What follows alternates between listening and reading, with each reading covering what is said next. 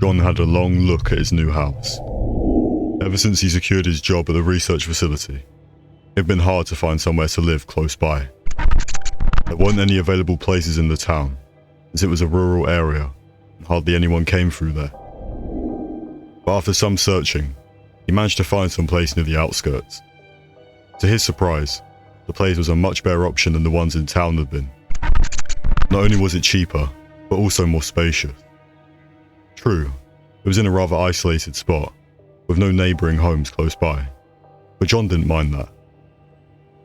Once the moving team had finished unloading all his stuff into the house, he realised he had more work ahead of him than he anticipated. The house was covered in thick sheets of dust and grime, making it look like it had been left vacant for quite some time before he moved in. John was in for a lot of cleaning before he could even think about unpacking. Although his research post was for less than a year, he still wanted to turn this house into a home, his place to relax after long days at the facility. John didn't waste any time and started cleaning everything, from the walls to the floor. He even retouched a lot of the paper and fixed most of the issues. Before he knew it, his whole weekend was gone in a jiffy. On Sunday night, as he was lounging out in the backyard in a beach chair with a cold beer in his hands, he heard a small creaking sound. It came from the house and seemed like it was close by. John went inside to investigate the sound. He heard it again, and he could vaguely identify it coming from somewhere between the kitchen and the living room. As he was looking about, he noticed that the old grandfather clock that was left with the house appeared to be hiding something. Uneasily, he moved the old clock and found a small door just behind it. John quickly opened the door and saw it led to a basement. There were no lights that he could see, so he had to use a flashlight. When he reached the bottom of the stairs, he finally managed to find an old flip switch and turned on the light. The dingy, naked bulb was barely enough to illuminate the room, but it was enough to know the basement was filled with shelves, atop which stood numerous wooden dolls. The place was filled with dust and rot. John didn't recall a basement during the house tour, nor was it mentioned in the contract, and he figured even the agent didn't know about it. He stepped further into the forgotten room and noticed a metal sheet hanging from the wall. He could just barely make out the etched words in the dull light. It was a warning which read, "Do not disturb their slumber, for then you have to entertain them." John couldn't begin to fathom what that meant, but he reasoned the lem referred to the various wooden dolls in the place. Some of them were men wearing red uniforms like old soldiers. Others were children and women in dresses. John didn't pay much attention to the majority of them. He took one of the wooden soldiers and went back upstairs. He firmly closed the basement door and went to the kitchen to clean the soldier. After wiping it down, he had a clearer look at the soldier. He had a painted face, with some of the paint chipping off and falling off in places.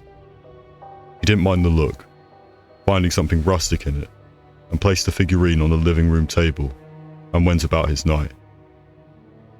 The next morning, he woke up late and was in a rush to get to work. John noticed the red soldier was missing from the living room table where he placed it, but he was running so late that he didn't go to look for it. His first day at the research facility was exhausting, as John had to learn the ropes and do the legwork, but something was different. He felt like his body was getting stiffer, like it was increasingly becoming difficult to move his muscles. John just blamed it on overworking himself and tiredly went back to home. As he was preparing dinner, he heard strange noises coming from the living room. John called out if anyone was there. The voices continued again.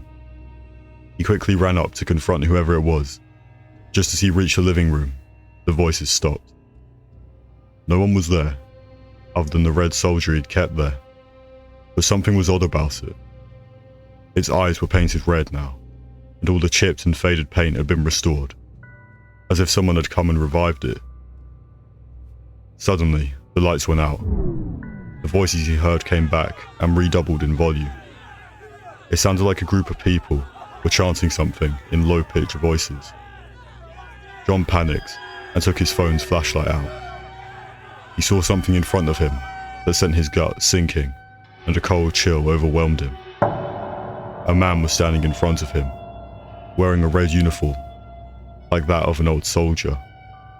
Parts of his face were wrinkled and decayed, like it belonged to a rotting corpse. There were other pieces of him, which made him look like he wasn't a day older than 20. His eyes were glowing red, and were directly at John. John screamed, and tried to run away, but he tripped on the coffee table and fell down hard.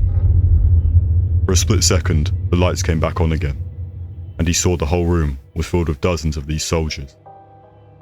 John tried to get up and reach for the door, but they all cornered him and pushed him around, chanting some sort of strange language together in unison. They forced him up, pushed him into the basement, where he tumbled down the stairs and hit his head. The last thing he saw were dozens of red, decaying soldiers, pouring in and surrounding him, all chanting the same thing.